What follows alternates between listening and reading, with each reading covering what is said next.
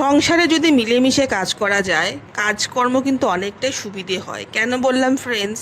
Hello friends, চলে আসলাম নতুন একটা ভিডিও নিয়ে। আমার নাম বিপাশা সাহা। ফ্রেন্ডস, স্নান করতে যাবার আগে মাছগুলোকে ভালো করে ধুয়ে রেখে গেলাম। আর আজকে আমার রিকোয়েস্টে এই বড় বড় পুঁটি আনা হয়েছে।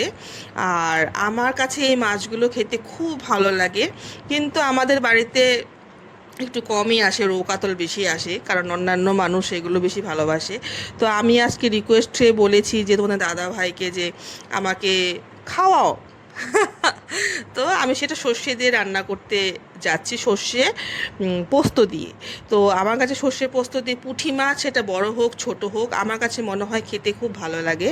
আর আমি কিন্তু ফোড়নে দিয়ে দিয়েছি কালো জিরে, তেজপাতা, শুকনো লঙ্কা ফোড়ন দিয়ে। আমি কিন্তু সর্ষে পোস্ত বেশি ভাজি না, মানে সর্ষে আছে তো তিতো হয়ে যায়, অল্প ভাজা ভাজা করে আমি জল দিয়ে দিয়ে মাছ দিয়ে দিয়েছি।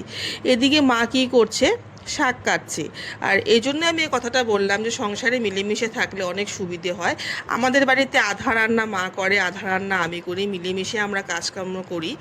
আর এর জন্য না কাউরি কোনো কিছু গায়ে লাগে না, খারাপ লাগে না। এই জন্য সংসারে না মিলেমিশে থাকাটা খুব দরকার। আর রান্নাবান্না হয়ে গেল, তোমরা দেখতে পাচ্ছো আমি কত বড় মাছটা নিয়ে নিয়েছি। আমার কাছে না এর মাছগুলো খেতে খুব ভালো লাগে। তোমাদের কার কার পছন্দ অবশ্যই আমাকে কমেন্টস করে জানিও ফ্রেন্ডস। বা